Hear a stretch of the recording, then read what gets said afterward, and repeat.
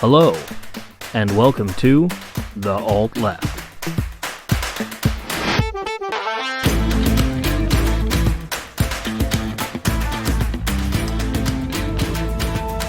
Welcome back, everybody, to episode 30 of The Alt Left. With me, as always, is His Eminence, the Reverend Dr. K.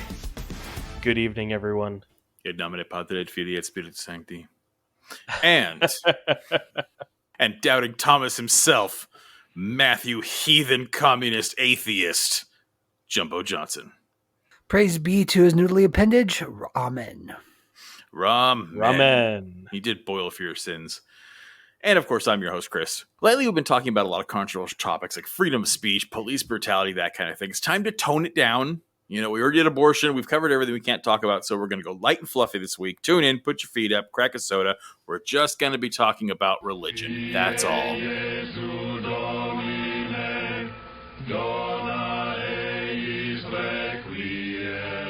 The thing that actually brought this to our attention this week, it's something we've needed to talk about, but it was especially spurred by Joe Biden's trials and tribulations as a Catholic, which are pretty much the opposite of the historical issue of a Catholic president.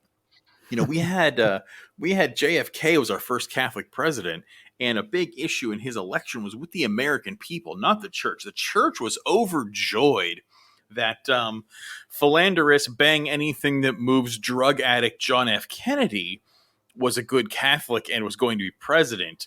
Meanwhile, Biden, who, boy, do I have some serious fucking gripes with, but none of them are that I don't think he's a decent Catholic.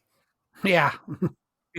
He's Oddly enough, right? Yeah, when it comes to philandering and drug addiction, a lot of the problems that what the Catholics would consider morality issues, he doesn't quite, pun intended, bear the same cross that JFK did.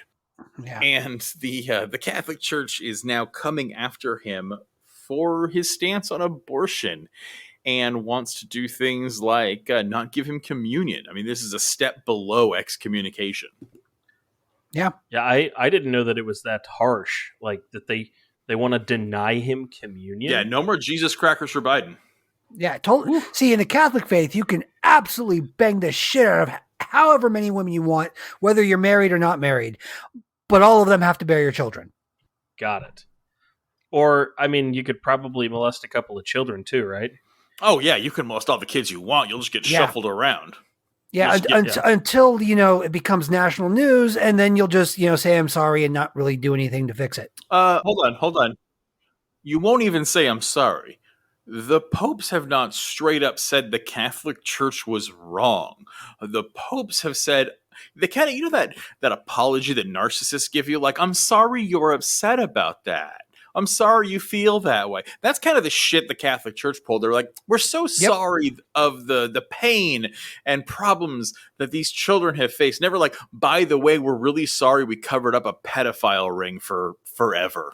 No, that's called a non-apology. Absolutely. Yeah. There is no admission of liability whatsoever. And again, that's part and parcel for religion, baby, especially when you're talking about things like the Catholic Church. The Catholic Church has a special place in religious hypocrisy, being that they basically just one day decided they were the only church allowed, and they, for some reason, had the right, and that St. Peter was their patron saint, and they carry the torch, even though the Catholic Church is not the oldest church, and it's not even like the top 500 oldest churches. You could fill volumes of texts with the names of how many Gnostic faiths that came before the Roman Catholic Church did. Catholic does not mean Roman Catholic. Catholic means all-encompassing. So there's actually a lot of churches that claim to be Catholic besides the Roman Catholic Church. The Greek Orthodox Church is Catholic. The Russian Orthodox Church is Catholic. The Anglican Church is Catholic. The Lutheran Church is Catholic. These churches have bishops that go from apostolic succession, laying on hands, dating back to Peter and Christ, if Jesus even existed, all the way back. I mean, because at a certain point, historians fade away and it becomes Christian historians, which are about as trustworthy as flat earth historians, as we'll dive into. Right. But so, there's a lot of talk about whether or not Christ existed. And I remember a long time ago, even before I went through a stint of Christianity. Don't worry, folks, I got better. But I went through a stint of hardcore Christianity for about 2 years. But even before then, I was atheist. And even then, I was still like, well, no, Jesus existed. Romans kept records. We know this. This is fact, blah, blah, blah.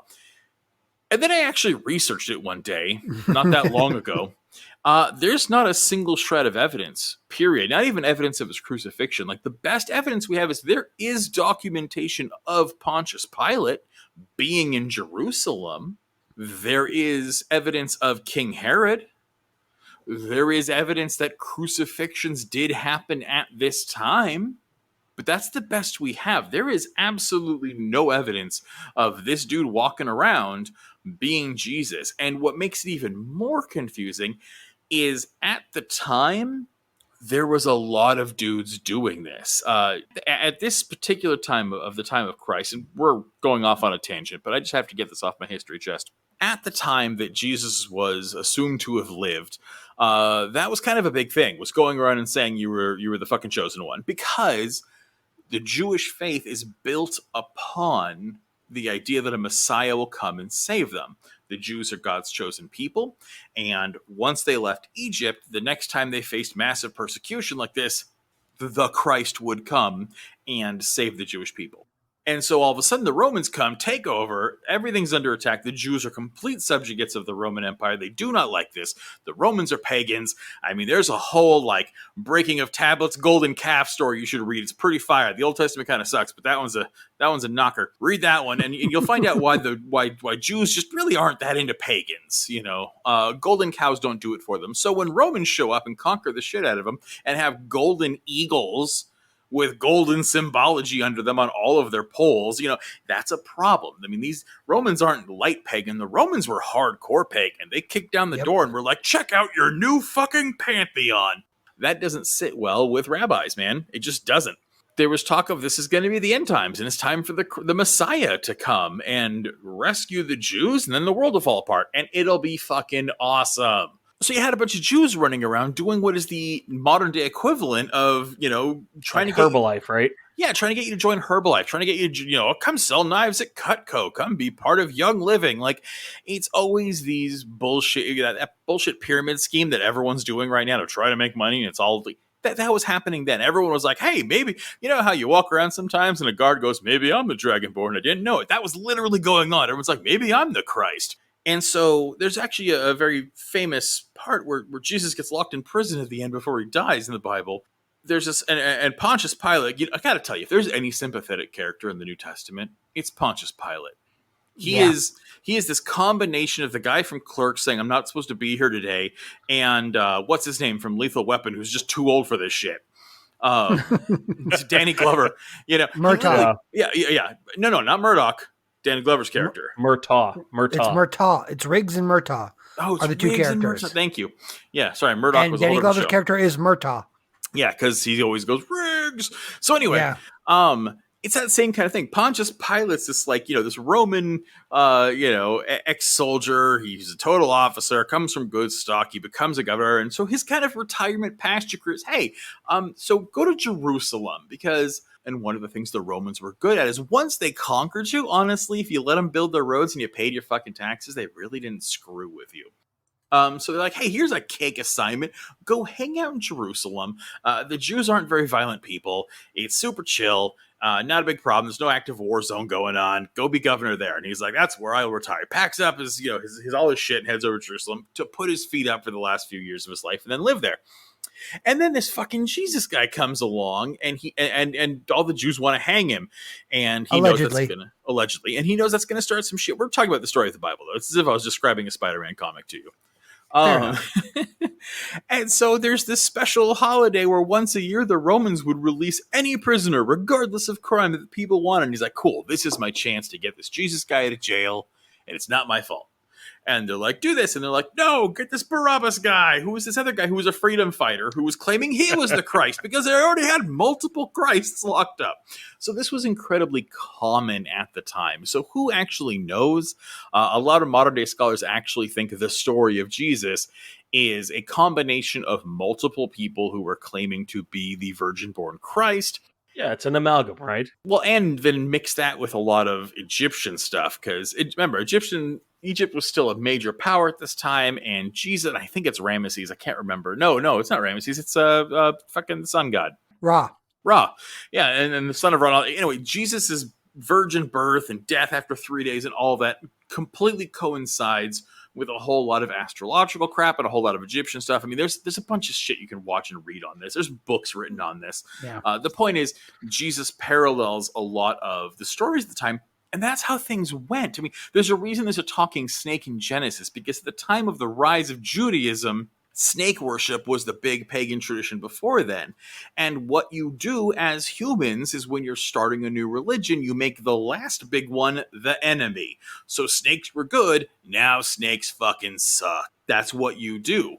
I started really coming into my atheism, like understanding my atheism, probably about 12, 13 years ago. I remember at that time, Chris, that this idea of challenging the historicity of Jesus, of actually saying, no, there's no evidence to support his existence, was controversial. I remember about when I was around 25 is when this really started gaining steam. And I remember it was being talked about everywhere, because there were still like legitimate secular historians that were arguing against this. Now, time has gone by, obviously. I'm wondering, is this still a big debate in the history community, at least among secular scholars, or is it pretty much accepted now as, no, he didn't exist and it's probably just a made up story? You will be hard-pressed to find a secular scholar who will tell you that there is evidence of Christ's existence. Good to know. That's a really quick time of acceptance. So, because the idea that scholarliness can move away from Christianity isn't that new. As we will talk about later in this episode, America's breaking away of academics from religion is pretty recent. That's only like 40, 50 years old. But yeah, no, most secular historians will be like, the more I learn about history and study it and advance in degrees, there's very rarely a yes or no answer. It's always like, well, so it's like there are some who will claim that, but most historians are loath to touch it. Historians who are absolute atheists and who do not like organized religion will happily go down that path, because they're already taking that heat. Everyone knows I am not a Christian. I don't believe Jesus is real. I think he's just a wonderful bedtime story like every other pagan god is. And so therefore I already take heat for not being a worshiping Christian in America. I don't know if I'm taking it. A lot of people struggle with that faith or don't want to come into conflict with conservatives. And so very rarely do you find leftists pinning them down going, what do you think? Do you think Jesus? Now, you tend to get that from right-wing nut jobs. And most academics don't feel like having arguments with nut jobs. Us three love poking that beehive and having arguments with nut jobs. But most people don't. Especially most academics. These are career people who are writing books, making money, teaching classes, learning shit. They're history communicators. They're not interested in having screaming matches with the Westboro Baptist Church. That's for people like us to do. So it will be hard for you to find people who want to die on that hill. But if you back any secular historian to a quarter and saying, is there legitimate good evidence for the existence of Jesus Christ as we know him? He'll be like, no, there's none. And that's the thing. So that's what it is. So the first writings about this stuff in the Bible don't even come until well after another lifetime comes. I mean, Matthew, Mark, Luke, and John are considered the Gospels. These are the stories of Jesus. They were written by people who never met him 30, 40, 50, sometimes 100 years after he was going to say, like almost a full generation past his death, right? Yes, a complete generation past. Christ was supposedly killed. So it's all after the fact, and it's very political. It's very... because remember, there are literally freedom fighters. I mean, this is even, and again, this isn't even just, this is historical fact, but it's even in the Bible. They talk about this. Barabbas is a freedom fighter. That's who Judas was. That's who Peter was. That very famous line of "You live by the sword, you die by the sword," comes from the Bible. And he's basically trying to tell people, like, no, we're not going to get out of this by killing Romans. We're going to get out of this through pure obedience. And if you ask me again, that sounds like a political move more than anything else. So anyway, after that all happens, right? you have the Christian church, which isn't really, again, we're talking about hundreds, if not thousands, of tiny Gnostic faiths. Kind of like something that's actually come back into fashion. You see in America, you'll drive down any main street and you'll see, the First Presbyterian Church and the First Baptist Church of blank and the Episcopal Church of whatever and Our Lady of St. Jehoshaphat, whatever. And then all of a sudden you'll be like, Christian Church of Joe. And you're like, what? Yep, this is this is the Lakeview Christian Church. And it's like, well, what kind of Christian church? We're just Christian, which basically means no Jews, no blacks. But they can't say that, so they just call themselves Christian and only let Republican white people show up. And they are individually run, which means these guys don't answer to a pope. They don't answer to a bishop. They don't answer to any council. They don't answer to anything. They don't have a creed. They don't have a set of beliefs. I mean, half the time they don't even have charters that establish rules of their faith, of their of the business of a church, which, believe you me, it's a freaking business. That's why they're incorporated. All churches are incorporated. But there's one here in Los Angeles. There's one called Faith Baptist Church, and I only know it because I knew people who went there.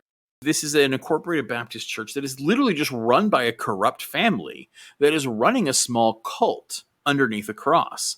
And you're allowed to do that. And that's what these Gnostic faiths were. They were small, family-run, itty-bitty cults, right? Because it's news. And again, that's one of the reasons we have such issues with documentation of Jesus, because it becomes this culty thing that moves around in small groups, and it's all oral tradition. It spreads around, but it gets really fucking popular. People dig this. And at first there's a big push against it because, Christians are known as cannibals because all people hear, because they're meeting in secret. It's not legal. You got to go worship Saturn and fucking Jupiter and Mars. And you got to worship these, these other pagan gods in the pantheon. You got to go to the fucking shrine of Apollo. Who's this Jesus dude? That's not allowed. And the Romans will literally persecute you for that. Jesus, that the idea of Christian persecution under Romans is real. They really were killed and slaughtered and fed to lions and used for sport. Like, that happened for a very short time, but it happened. They were second-class citizens. They had no rights. And then they kept growing, and everyone was getting really into them. And so all of a sudden, a Roman civil war breaks out. There's a problem with the line of succession. And now the power players in Rome are fighting for control. And this dude named Constantine comes along, and he's got a pretty good claim to the leadership. And he sees which way the wind is blowing. Much like Hillary Clinton deciding gay people are humans, Constantine's like, this Christian thing might be sticking around. Kind of like most people are looking at Bitcoin right now, like, this actually may survive. Same kind of thing. It was, holy shit, this weird cannibalistic cult of Christians who want to drink this carpenter dude's blood.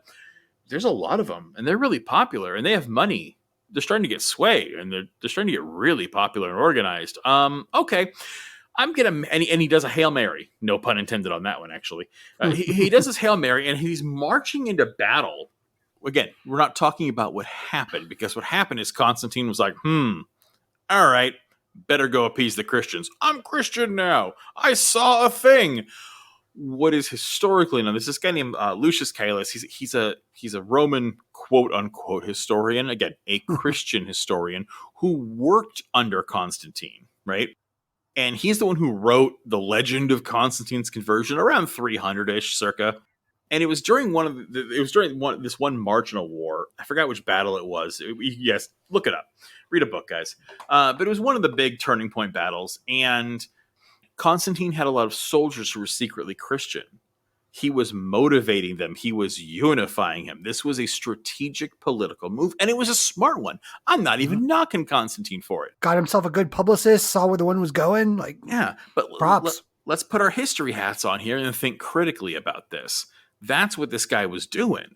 It's very clear this is not a new game, And so basically, he apparently, and here's, by the way, something you won't read a lot about, unless you read really esoteric Roman history like I do. Don't do it. Talk to people and have a life instead. Basically, Constantine claims that he saw an image as he was marching, broad daylight. He sees the sun, and he sees a cross above it. And then, miraculously, apparently God speaks Greek now instead of Hebrew. he literally says in Greek, in hoc signo vinces, which is Greek, which means, basically go kick ass in this name. I think it means like the direct translation is basically in this sign conquer, or in this name conquer, by this sign conquer, however you want to fucking conjugate it. Thus the beginning of whitewashing of Jesus. Yeah, go murder under this banner, right? According to legend, Constantine was like, I don't understand what this means. If only I had some kind of guidance. And then, just like a Mormon founder might do, he has a dream where he gets to hang out with Jesus. And Jesus comes to him and says, hey, go kill a bunch of people in my name. I'm really into that. You should totally murder the shit out of a bunch of people. Which, I mean, honestly, to be fair, if he existed, he was crucified by Romans. So maybe he was just trolling a Roman to get more Romans killed because he was pissed. Who knows? I'd do that. But the point is, Jesus tells Constantine to go popsicle a whole bunch of dudes with pikes. And he does, and Constantine wins the battle and starts winning the war and becomes the emperor of Rome. Because basically he tells all his men, paint a fucking cross on your shields. And all these men who are a majority Christian are now all united under a banner. I mean, think about it. I mean, if you ever played a sport, I played football. If you guys ever played a sport, like, what do? No one marches out onto a field and goes, all right, do your best. Let's go score some points. It would be nice if we won. No, they're just like, hey, go West Elm High. We're the fucking best. Win one for the Gipper. Win one for the fucking Gipper and go home and fuck their moms and murder them. You unify everyone. You get them pumped up. And so this is the same thing. It's like, I talked to Jesus and he said we need to do some killing. And everyone was like, fuck yeah, that sounds like Jesus. And then they went and did it. And Constantine becomes the emperor of Rome. And then we have what really sets a lot of issues moving forward. Constantine decides, okay, so there's all these Gnostic faiths, and they're all over the fucking place.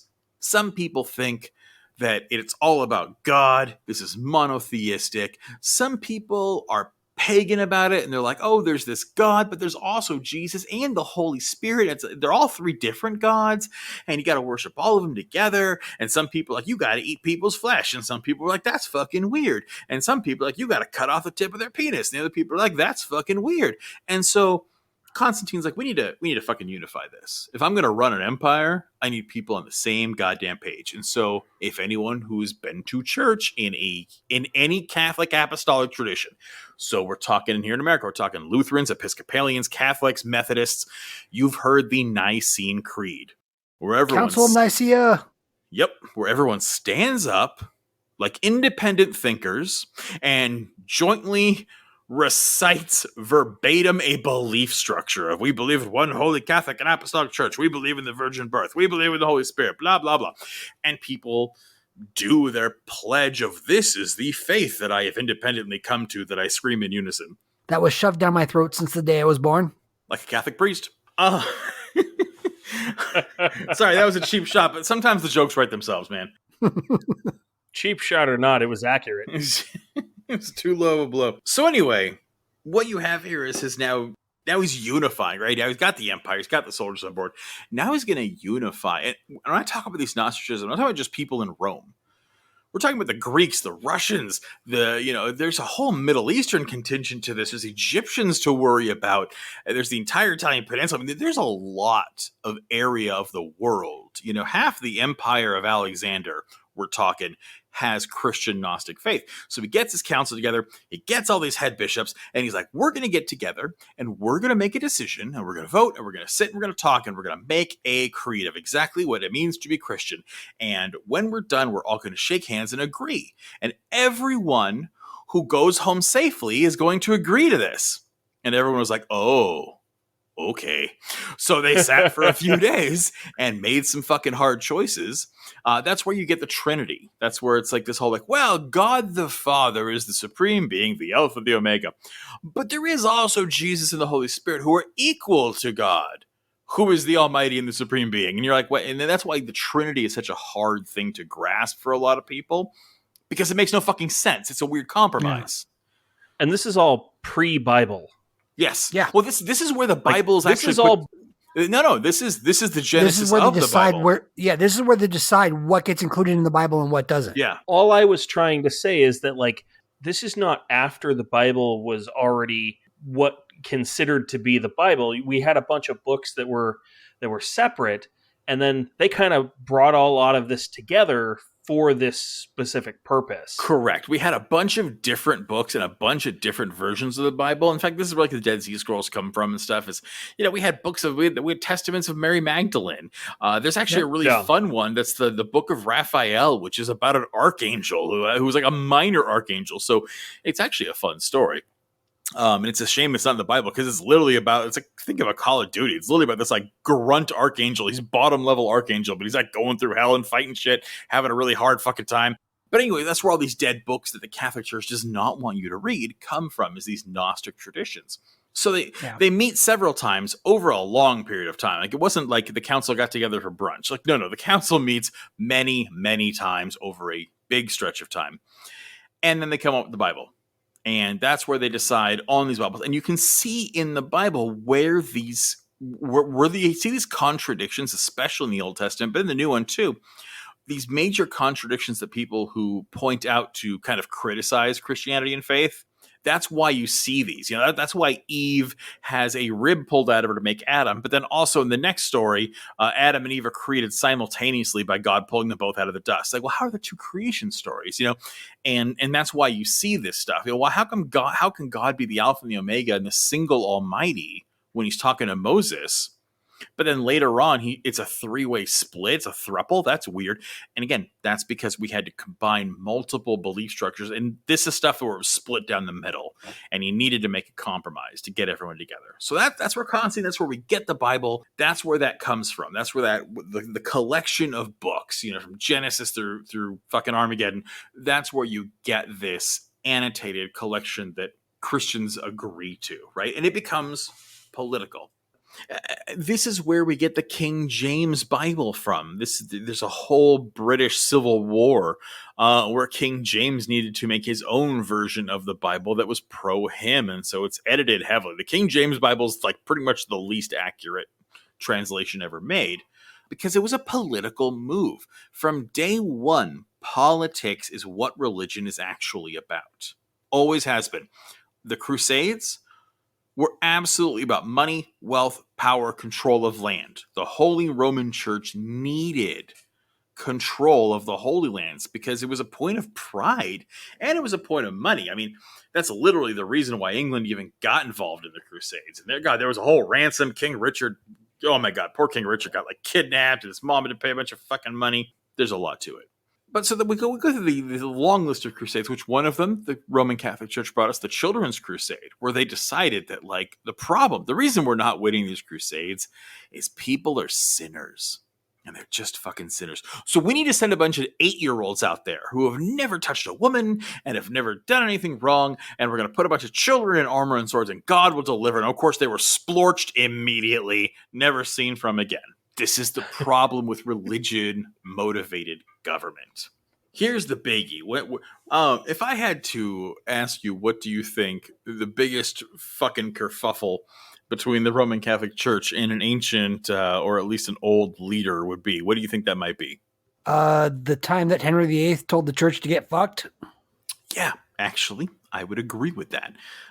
Henry VIII was a huge issue with the Roman Catholic Church. Again, this is where we really see a major issue with politics and religion colliding in a way that kills a lot of poor people. Henry VIII had an issue. He was the second of his, even though he's the eighth, he was only the second monarch. His dad literally stole the throne, usurped it, took it by force. And so Henry VII left him the throne. And Henry VIII came up, and he's only the second one, which means there's a lot of other people in the court who have a very legitimate claim to that throne as well. And he's holding it at the end of a gun. So what do? Well, there's a very strong marriage between his older brother, who was supposed to be the king, who died young. He had just gotten married to a Catholic from Spain. He marries the Catholic princess of Spain. This is great. Spain and England are friends. It's super Roman Catholic. Everyone's happy. This is a great, great power move.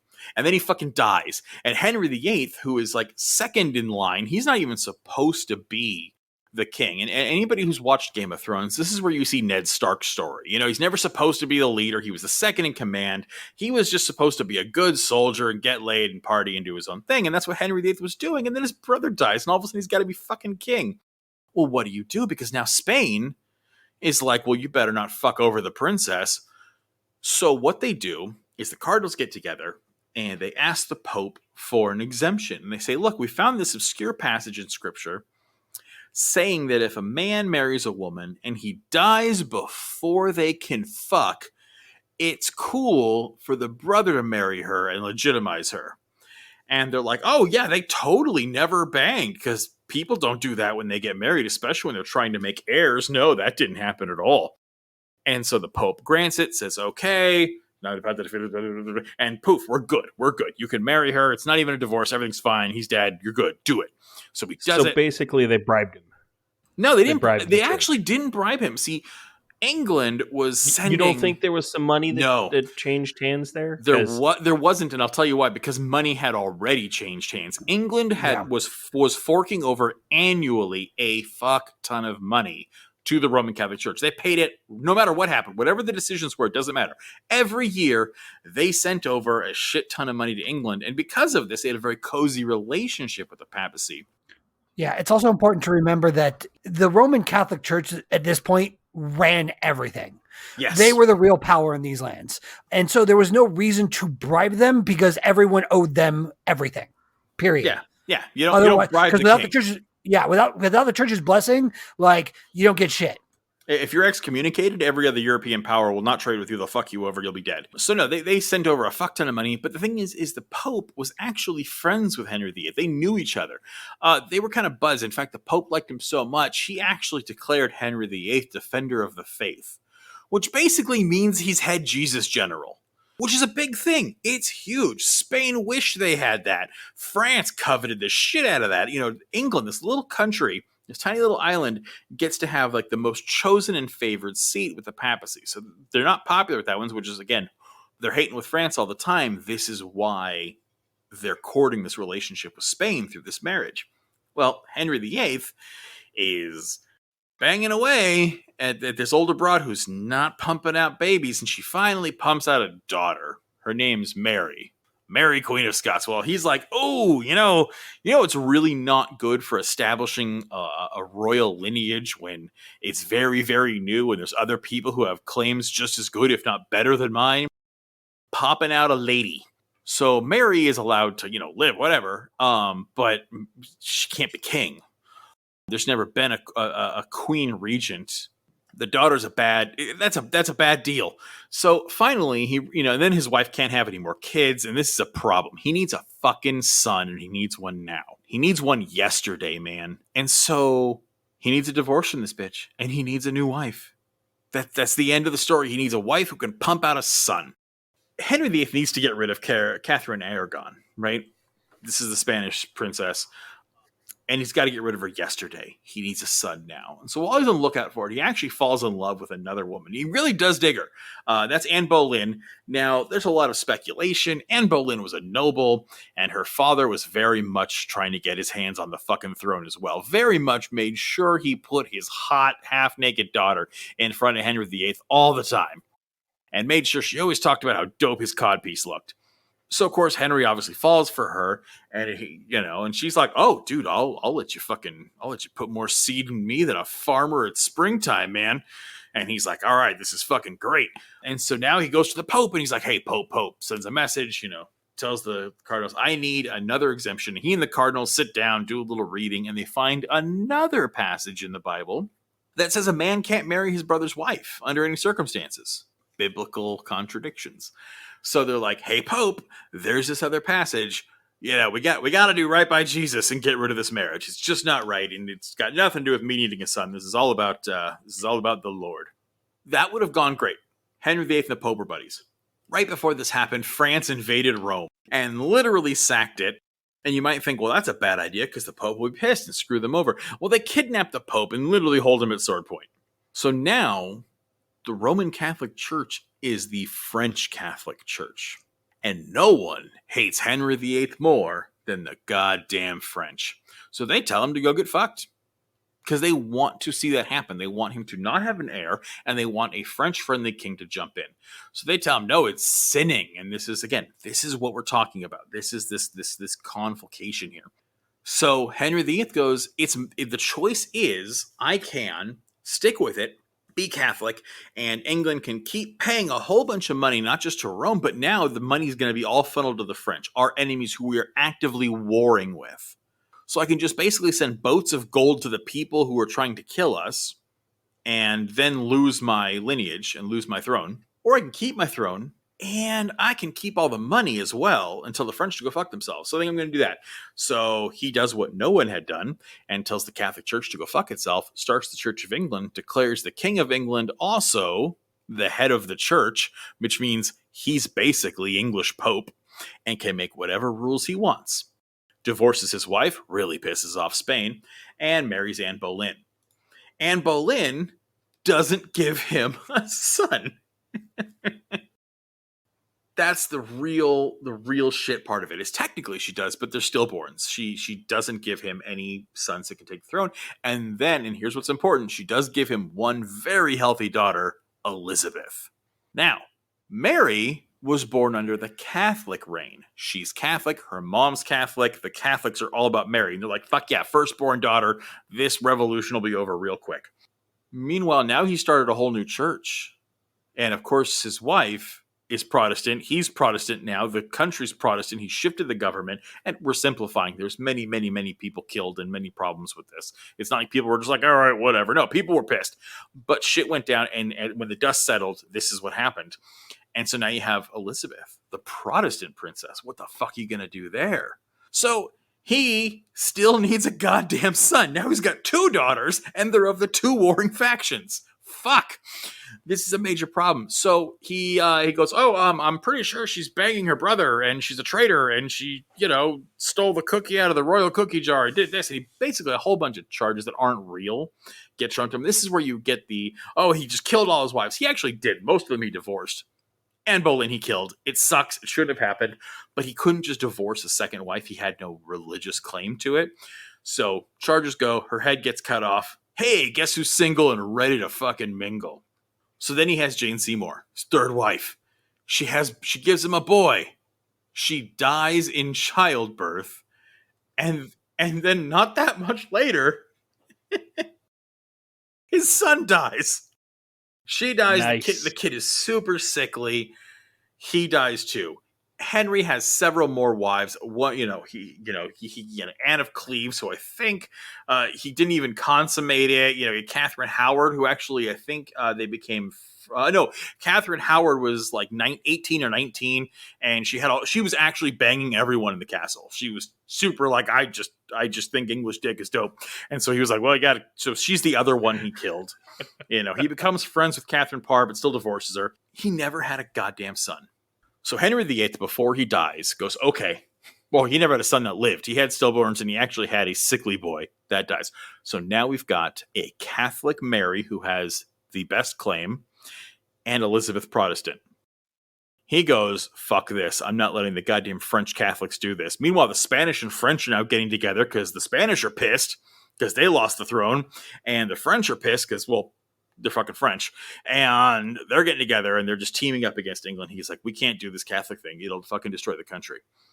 So he declares his second daughter, Elizabeth, and he gets Parliament to do it. Remember, at the time, the king owned Parliament. There was a Parliament, but they only met when he told them to, and they went home when he told them to.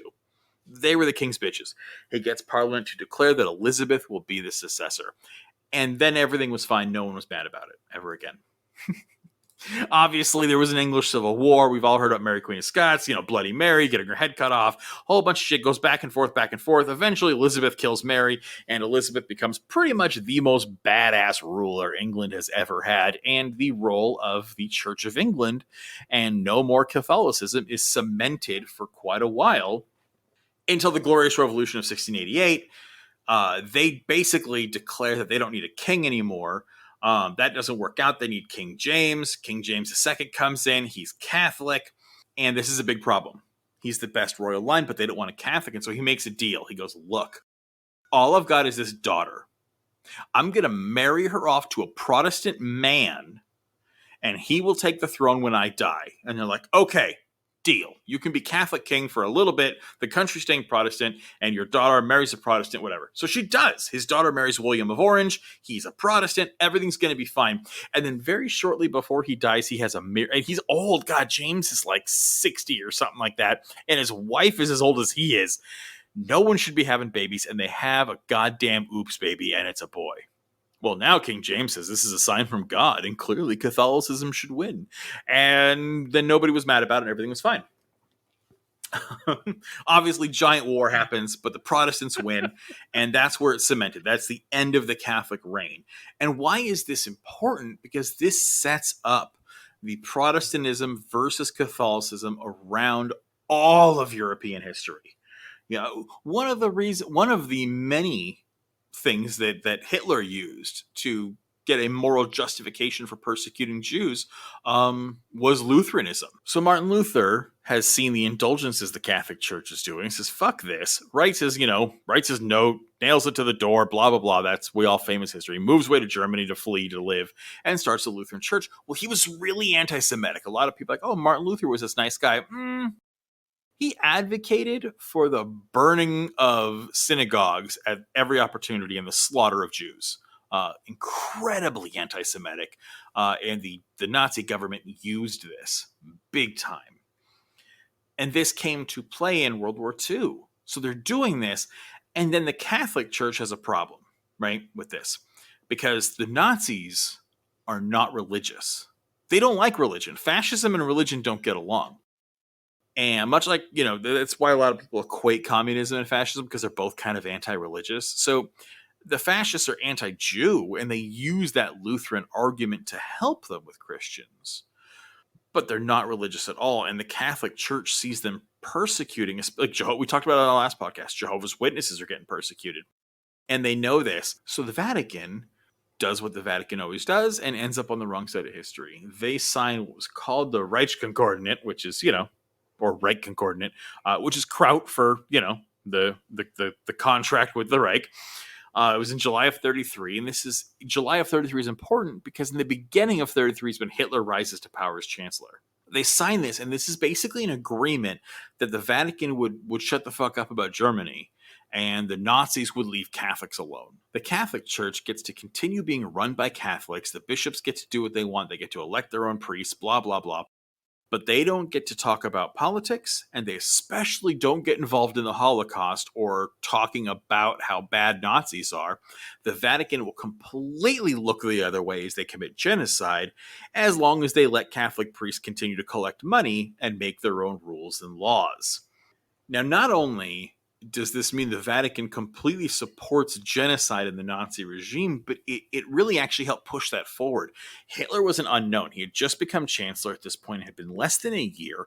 People didn't know if this was going to work or not. And then all of a sudden, the Vatican signs a fucking treaty with Hitler directly. This completely legitimizes the Nazi government. And fun fact, it's actually still technically in force in Germany and the Vatican. This is where this is kind of where our Catholic timeline diverges, because now Protestantism has taken over most of the globe, but this, by the 20th century, and Catholicism is just another one. It's lost its main seat of power, but we still see those roots are there. You cut the tree off, the stump and the roots are there. It's just like the Vatican still, even though, the Vatican was not any political or military powerhouse at all, they still had the ability to completely prop up and legitimize Hitler in the eyes of the world and completely legitimize the Holocaust in terms of all Catholics, which is a huge number of people. And it's one of the reasons we have an issue with what they're doing with Joe Biden right now is the Vatican is now forcing this is what they worried about happening with JFK that didn't happen, is now the Catholic Church is trying to actually do this meddling with Biden and force him to choose between his Catholic faith and the Constitution and the Supreme Court. And we've done a lot of, I've done a lot of digging at the Catholic Church in this little speech here, but it's the Catholic Church is the one that has had the most power and the most history. But even just general good old Protestantism, whether you're talking about Lutheranism, Methodists, Baptists, Episcopalians, whatever, they all have their claws in government and policy, and that's happened even not even modern time. We're talking about the modern evangelical movement, which we'll get to in a little bit. It was a big thing in when the rise of communism was a huge factor in the Cold War. Yeah. I mean, we talked about it a little bit when we discussed during our amendment podcast. Around the 1950s, World War II had ended. Now, all of a sudden, we've got the Cold War going on, and communism it's not just Russia. And that's something people need to keep in mind. Communism was spreading across the globe. That's part of the reason why there was this big American push to fight it, because it was really two ideologies at war. That's really what this is about. Russia was leading the charge, don't get me wrong. But, it was absolutely this spread. It was going to be like, which one was going to be capitalism or communism? Capitalism or communism? And one of the inroads that a lot of U.S. politicians had was the religion bit, because as Chris has discussed, communism is against religion, and Stalin kind of took that concept and ran with it and became authoritarian and oppressive with it, and was just trying to aggressively and pressively trying to stomp it out. I mean, we're talking shutting down churches. Chris mentioned he would of course return those churches to the state and things like that, but he was absolutely pulling people out. There was people dying, going to gulags, things like that, all because they had a religious belief. And so one of the ways in addition to McCarthyism and a lot of other things that we'll talk about when we get more into the Red Scare, one of the ways the U.S. decided that they wanted to combat this was religion, because there is a history of religious belief in this country. Now, as we discussed on the First Amendment podcast, there was supposed to be a separation of church and state. So the idea behind it was everyone could practice their religion. It just so happened that the majority of religious practitioners were Christian Protestants. Simple as that. That's why it's the majority religion in this country. But there has always, at least in the founding of this country, been supposed to be this idea of religion is separate. We are a secular nation. People can practice their religion, but it doesn't get tied into politics. Well, now religion is getting tied into politics in a big bag way. And at least when we're talking about modern times, the infusion of religious iconography, religious phrases, things like the Ten Commandments, Bible quotes, things like "In God We Trust," that all started around this time. One of the first big ones was a piece of legislation that was signed into law. It was H.R. 619, termed the "In God We Trust" bill. All right, this was submitted by a Democratic representative named Charles E. Bennett of Florida. He introduced the resolution to the House, and it won fast backing from pretty much every committee on that you can imagine. People were just all for this because, again, a lot of people in this country like religion. Even though we're supposed to have a separation of church and state, people are going to vote for their religious beliefs. And I think it's important to point out here that this was a shift, right? What we're talking about, this is an act passed by Congress. This isn't like some slow-moving cultural change. No, they literally passed a law to completely 180 the spirit of religiosity in America. And then you have what conservatives always do, this perfect marriage of cherry picking and revisionist history, and say that this is how it always was, and we've always loved God. Yeah, absolutely. Absolutely. And in fact, from this guy Bennett, Charles E. Bennett, one of the quotes when he was submitting it, this is one of his quotes: "Nothing can be more certain than that our country was founded in a spiritual atmosphere and with a firm trust in God." This is the beginnings of where you get a lot of these today people saying, well, this is a Christian nation. No, it never was. This is a retelling of the truth, a re-envisioning of history, revisionist history, like Chris was saying. He also said, while the sentiment of trust in God is universal and timeless, these particular 4 words, "In God we trust," are indigenous to our country. Now, it is absolutely true that there were the phrase "In God we trust" was on some of our coins. It wasn't on everything. It wasn't widespread. I think it was always has been on pennies, and there might have been some coins that have fallen in our favor. I don't know the denominations just yet, but it was there, but it was never widespread. This bill essentially made it so that "In God We Trust" was pushed on all of our currency. Bills, coins, you name it, it's there. And then kind of just about a year later, in about July, I think it was like July 30th, 1956, they passed another joint resolution declaring "In God We Trust" as our national motto. Now, we mentioned this before. Before then, our national motto had always been "E pluribus unum." And that's basically Latin. It means out of many one, which honestly is a fucking badass motto. Why we switched it for a bunch of religious bullshit, it boils my balls, but fuck. Yeah, we literally had the Captain Planet of slogans. It was awesome. Yeah. But it sounds very socialist. Yeah, absolutely. And this is where you get things like our Pledge of Allegiance being changed, where once upon a time it was one nation, indivisible, with liberty and justice for all. That was the original Pledge of Allegiance. But around this time, they put under God in there. So now, and since then, it's been one nation, under God, indivisible, with liberty and justice for all. And it's these little tiny injections that started us on this path to religious fundamentalism, all because of the fear mongering about communism that was going on in this time. And it was this idea of like, we're a religious nation. Well, yes, socially that's true, but politically that was never the case. And all the religious people were like, well, no, we need to fight communism with our religion because they want to come take our religion away. And America isn't about that. And you see the nugget of truth in there, folks. There is a grain of truth in there. This idea that our founding fathers didn't want people to be able to tell you what you could and couldn't believe. But religion was never supposed to be weaved into the fabric of our government. It was never supposed to be the state religion that we have. It wasn't supposed to be a theocracy, and unfortunately we're heading down that road. And there are differences. And it's important to, Chris talked about the way religion is within England specifically. One of the things that a lot of religious people will wrongly point to as a model is England, saying how England has a state religion. And it's true. A lot of religious people will point to that and say, well, see, they've got it and we should do the same thing. And what most of them don't realize is, yes, it's true. They have a state religion and it is grained into many facets of their government. The thing that a lot of religious people in this country don't get about the English church, though, or the Church of England, is that the English as a whole don't take their religion as seriously as the U.S. does. They don't take their religion and use it as a means of governance. That's the thing. Even though their God and their faith is injected into their bureaucracy, I should say, it's not a tool they use to decide how to govern. That country, despite the fact that they've got a state religion, is actually very secular in the way they govern and very left and liberal leaning. They don't use religion as a means of governance. It's more of a just kind of like, it's the way atheists will still habitually say, God bless you when someone sneezes. It doesn't mean anything. And something that's a point is ironically, it came from that absolute wanting of religion to govern. When Henry VIII declared himself both sovereign of England and head of the church, he then set the precedent that all royalty is. Like, for instance, right now, Elizabeth II, Queen of England, is the head of the Church of England. The Archbishop of Canterbury technically takes orders from her. She has more power in the church than she does in the state. And the ironic thing, though, is that's actually what caused that secular shift, because once the English figured out we need to get rid of this fucking king, and then the French followed suit and all, when the monarchies lost all that power, that the church, the political power of the church was tied to the monarch.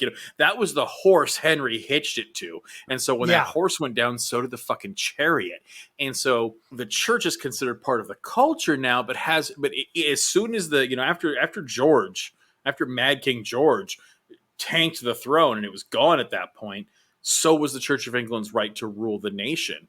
And it's kind of beautiful how that authoritarian overreach is actually what caused the secularism. Yeah, I agree. It's actually fascinating, but I don't think for a second or believe for a second that model could ever work in the United States, because the religious in this country absolutely want a theocracy. And it gets ironic too, because they're also the first ones to bitch about Sharia law whenever we're talking about Muslim countries. Yeah. And we celebrate it. Mike Pence would get cheered when he would go up on stage and say, I'm a Christian first, an American second. That was the vice president of the country basically saying the country is second to me. Yeah. And once upon a time, that would be horrendous. I mean, like you were mentioning, Chris, when John F. Kennedy was president, that was the biggest fear, is that the Pope was going to rule. Like, people legitimately feared the church's interference in our presidency. And now there's a whole party of people, probably about 30 to 50% of this country, that cheer for it, that want it, that think it's the only way to get back on track, even though we've never had it. That's the thing. It's like these are the same people that want to talk about the good old days and getting America back on track to something we never had before. I mean, if you really want to get America back on track, let's start pulling religion out of government. That might get us back on track. Back on track to what, though? That's the thing. Is we talk about the where the country has gone, but at the same point, like, this country was, again, was actually, when the colonies were founded, they were founded with that in mind. A theocracy was what the Pilgrims wanted. We talked about this last podcast. They were super Puritan, and I think you have a point. It's like where you talk about these conservatives bitching about Sharia law. There is an equivalence here. It really is the same thing, and this isn't something that happened anonymously. We don't know why. There's a way this was designed, right? Karl Rove and the Bushes designed this. George Bush Sr., ex-CIA director, ex-VP under President Reagan, the Bush Doctrine, like conqueror of South America. This asshole was very secular. Bush Sr. was not religious at all. He was a secular man.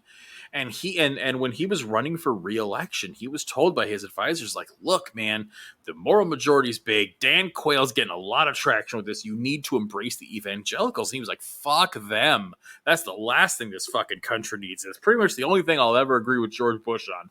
And he refused to run with him, and he lost the election. Well, his son wasn't going to make the same mistake. And again, you can say a lot of things about George W. Bush, and I do. He's awful. He committed war crimes. Like, we went to Iraq just so we could prove how big his dick was compared to his dad.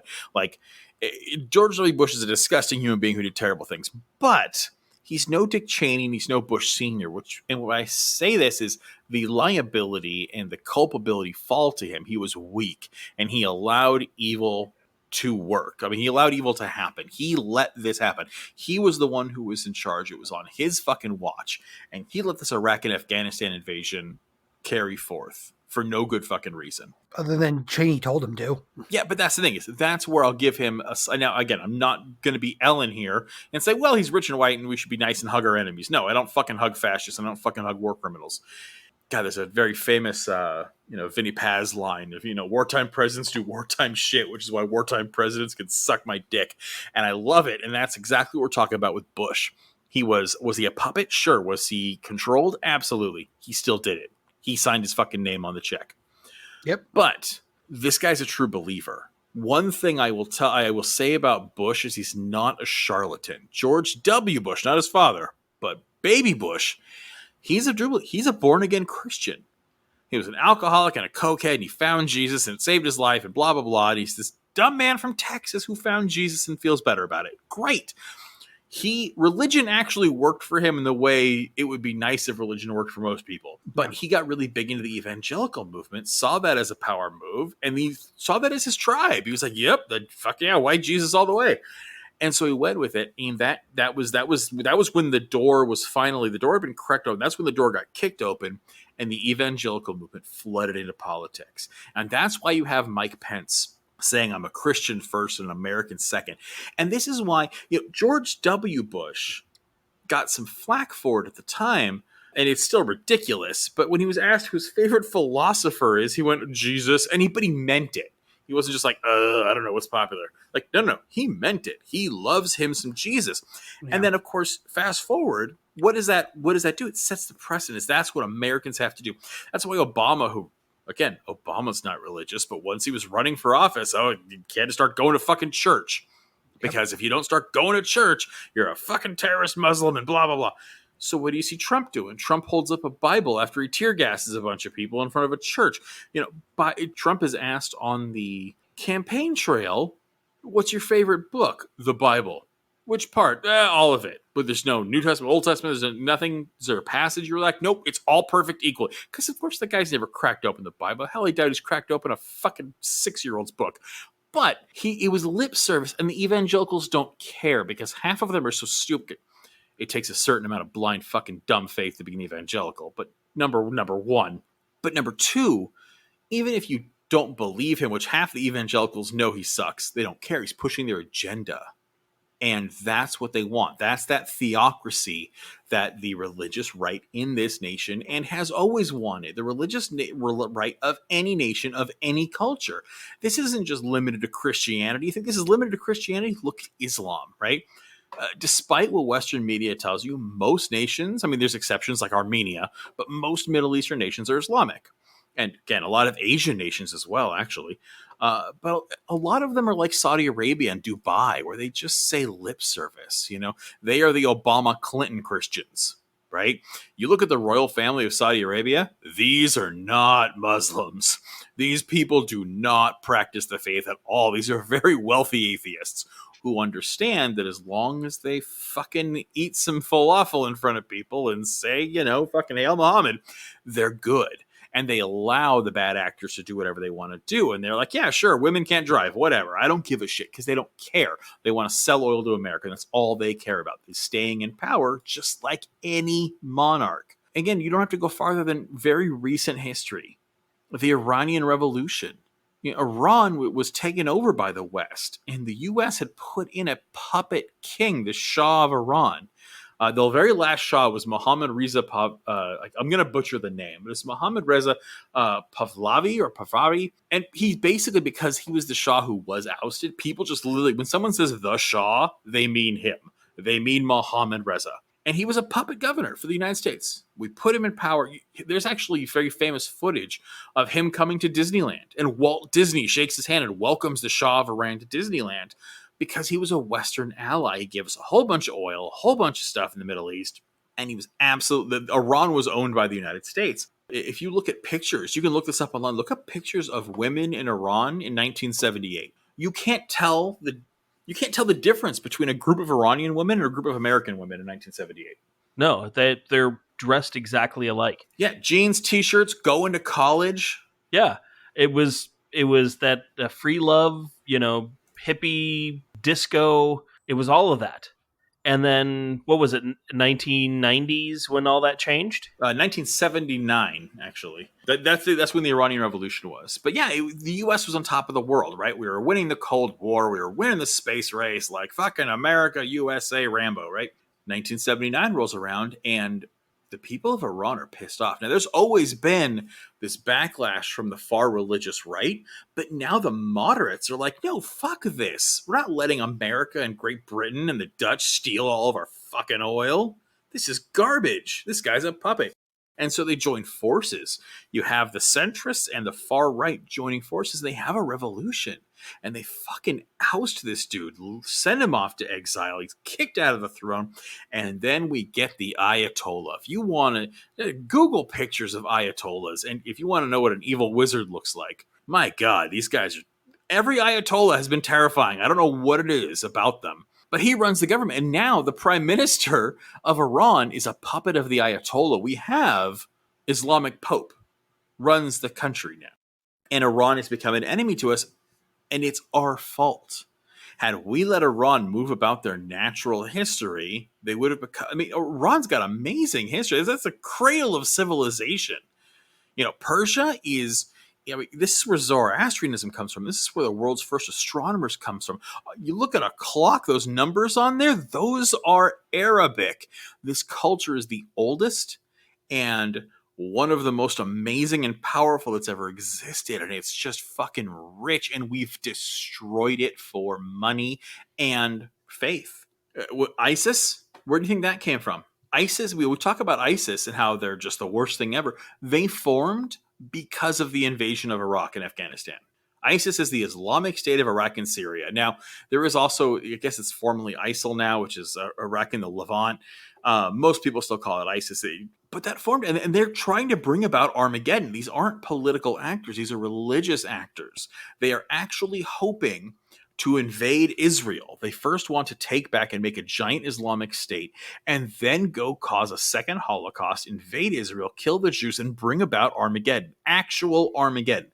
They want to bring about the end of days and have Muhammad come back and burn the world. That is the plan. So this idea that like, oh, it's in the past, religion doesn't rule our politics anymore is folly, because the second you drop your guard, it rears its ugly head. Religion has deep roots. And that's because religion and governance go hand in hand from day one. And we are only now, this is my historical opinion, we are only now entering an age in the last, 100 years where that started to change. But that's a fraction of human history. That doesn't change overnight. Talked about it before, like I've mentioned it. Pew Research tracks this a lot, basically where people stand on their religious views. And one of the fastest growing demographics in this country are what is termed the nuns, not habits nuns, not black, penguin nuns, nuns as in Nones. And those are people that identify with no organized religion whatsoever. Doesn't necessarily mean they don't believe in God or Jesus or anything like that. It's they don't identify with any of the organized religions. This includes people that are, call themselves spiritual, but not really religious, or people that are atheists or agnostics. It's a whole gamut, but that's one of the fastest growing groups, if not the fastest. And this isn't just, to the US, this is worldwide. Like, non-religious belief is absolutely growing and expanding. And I think it's part of the reason why you're seeing such a big increase in right-wing fundamentalism. It's because it's the last gasp of a dying breed. It's really, it's the old tiger sensing its end and being its most ferocious. And that's what's happening. They all know they are on their way out. And so, like Chris said, it is changing, and it is actually changing quickly. Like compared to other like social changes, this one is widespread and growing. The problem is there's still a big fight against it. And you also, and this is where I think Chris and I have a big debate about moderate religious believers, but the two main groups in the US that fight for the most hated demographic, give you guys two guesses. What do you think the two groups that constantly go for the most hated back and forth in the US? It's definitely going to be Muslims and atheists. Yep, you got it. Yeah. And they are constantly going back and forth by like sometimes not even full percentage points. We're talking like decimal points of percentage points of least trusted. Well, they're both run by the devil. Can I get a Hail Satan? Hail Satan. There we go. But a Muslim in this country has a better chance of getting elected to office than an atheist does. Yes. Absolutely. They do. I'm not so sure about that. How many atheists do you think actually serve? I would bet you it's a lot less than you think it is. It is. That's true. We have more Muslims in Congress than we do the atheists. Or at least declared atheists versus declared Muslims. And again, I'm talking more specifically about public. National office. I'm talking about like high-ranking stuff. I mean, you'll probably see, I've seen them all over the place. More low-end state and local atheists are getting elected now. It's starting to happen. Yeah, you're seeing a lot of state senators and state governors. Yeah, exactly. I mean, state senators and state representatives. But as far as like Senate and, House and major political appointments, no, not going to happen. Not in Jesusica. Exactly. You cannot blame this squarely on the right because there's still a significant religious component to leftists that control this country. Yeah, but leftists don't, I have to disagree, but leftists don't hate atheists. I didn't say they did. It's not about hate, though. It's about distrust. You can distrust someone and not hate them.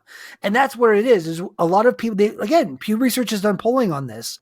There is a distrust to somebody that does not identify with a religion. And it's sociology 101. This is herd mentality. Religion is something that binds a lot of people. It's why we have, can you name a single Democratic elected official who doesn't profess to be some form of Christian or Muslim? Absolutely. But devout, liberal, religious people don't suffer the same issues with religious intolerance that the right does.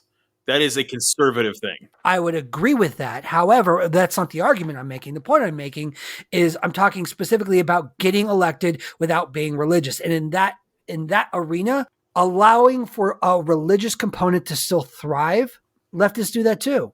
I've talked to plenty of them. And again, I bet you anything. If you looked at this, I'm sure there's numbers out there. I don't have them in front of me. Should have looked this up, but I wasn't expecting to have this debate. So I apologize. But if you've got a leftist who, let's even say leftist, let's say a Democrat, okay? One of them who is an atheist who is for everything that the three of us like, everything.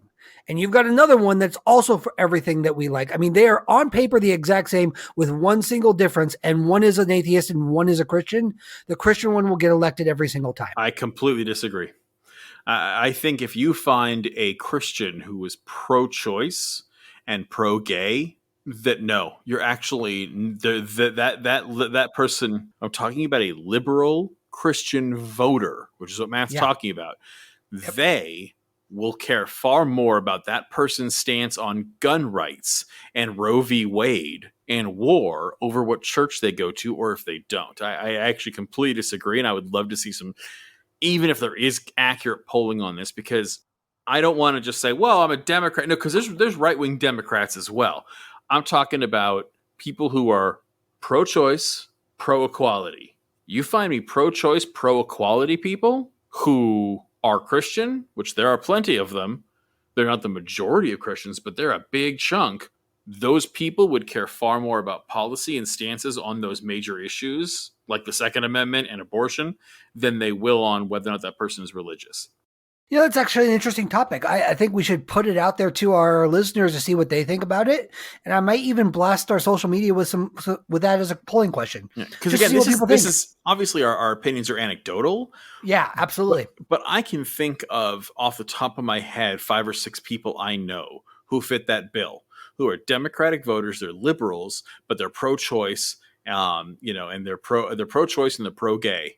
And those people don't give a shit about the religious views of the person running. They care about those issues. Well, and keep in mind, we're talking about 2 identical people running, with the only significant difference between them on policy, or not even policy. The only significant difference between them is one is a Christian and one is an atheist. Well, okay, sure. That is the hypothetical I'm giving. But real quick, but the Christian will win based on that factor alone. But that doesn't matter. If you put these people who are identical on policy and one's a man and one's a woman, the man will poll better with men.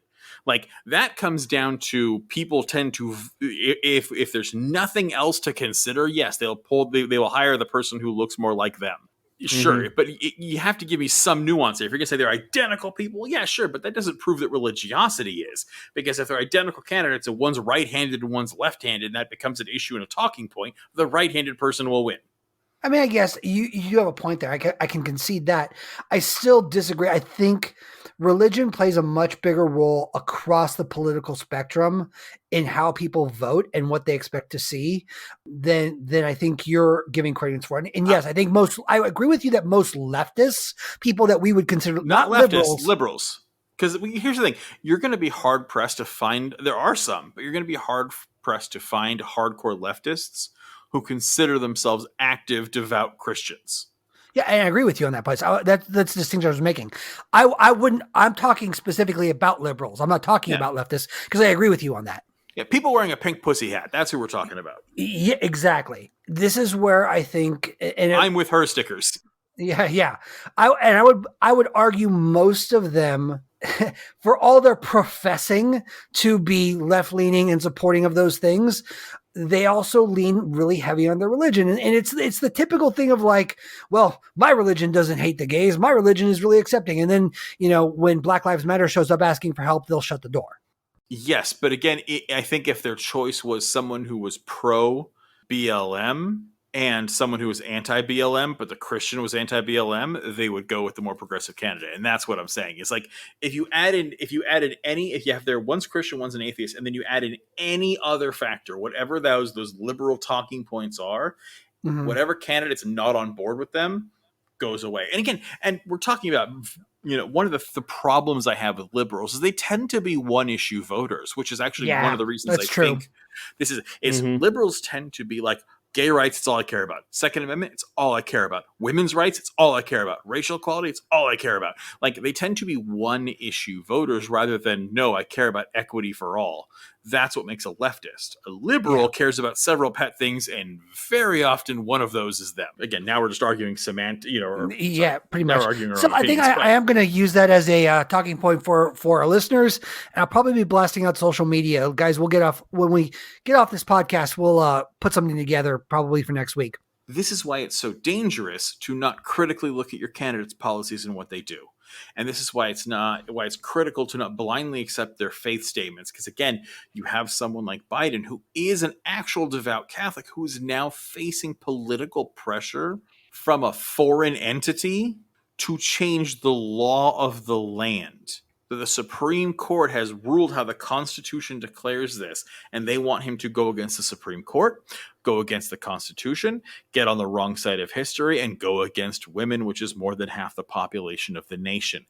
They want to bring us back to the dark ages. And just like Trump supporters wanted Mike Pence to circumvent the entire Constitution and all of democracy to force Trump to be president, the Catholic Church wants to force the president to end Roe v. Wade and make women property and take away their autonomy of their own bodies again. And we cannot let it stand. And I don't care if it comes from a conservative pundit, it comes from the church, or it comes from anything. It doesn't matter where that raises its ugly head, but whatever it is, when someone tells you a certain group of people don't have an autonomous right, that needs to be stamped out, and stamped out hard. Yeah. You want Sharia law?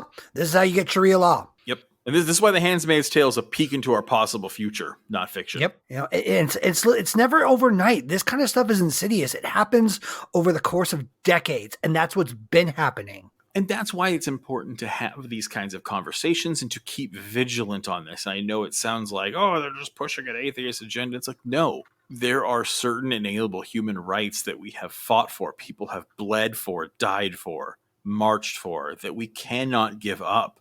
And no one's personal faith gets to drag the rest of us down into the annals of barbacity because they have a comic book they like better. So keep vigilant, everybody. This is why it's important to always talk about this and set the bar. Because if you don't if you don't draw a line in the sand on what is a right and what can't change and where someone's belief structure is allowed to influence the world around them, this is the shit you get. And it needs to be corrected. So, if I recall right, we actually have a correction. Yeah, we do. So, quick correction from our interview with Officer Lamar Gordon. User Alex writes into us. He said, so I was listening to part 2 of the cop interview. Very interesting, by the way. When you guys started talking about the cop who shot the girl with the knife, you made it sound like the girl was coming at the cop with a knife and the cop was cowardly. But what happened was she was shot while in mid-swing with her knife at another girl who was not doing anything when the cop walked up onto the scene. She was a second away from possibly murdering an innocent person the moment she was shot. Only bringing it up because the pictures being painted in the conversation wasn't at all like the video the police released. Yep. And it's funny because I remember like when the cop pushed back on that one, I suddenly kind of remembered like, oh yeah, that's right. Because I wasn't familiar with this one. And I had conflated these two in my head of the pool party where the cop body slammed a 90-pound teenager. Now, I still disagree with this one. I don't care. You're a cop. You should charge in. But I get it, and that is a correction that is true. I was absolutely mistaken, and corrections are important. I know it sounds nitpicky, so I'm like, why are they even talking about this? No. When we're wrong, that needs to be pointed out, and we need to own it. So yeah. I was absolutely mistaken, 100%. Thank you, Alex. We might be wrong about facts, and the correction might not necessarily change our minds. Keep that. Be aware of that, everyone. Like, you can give us a correction, and it may not change much, but we're going to acknowledge it because we always want to be on the right side of history. We always want to be telling the truth. And we appreciate when our users reach out to us to give us the facts. So and facts thank matter. you, Alex. Yeah, facts absolutely matter. So thank you, Alex. Remember, it's not just about, I always close us out with, look out for yourselves and take care of each other. And that really matters because you have human rights, and you have human rights the government still doesn't recognize, but you have some they do as well. And it doesn't matter what culture you are, what country you're in, who you are, what your gender preference is, what your religion is, what your skin tone is. It doesn't matter. You're a human being. And no one gets to take that away from anybody because of their personal religious convictions. They're allowed to believe whatever they want in their own heads, but they are never allowed to take your humanity away from you or anybody else. So in that vein, take care of yourselves, take care of each other, and remember, the non-religious affiliated revolution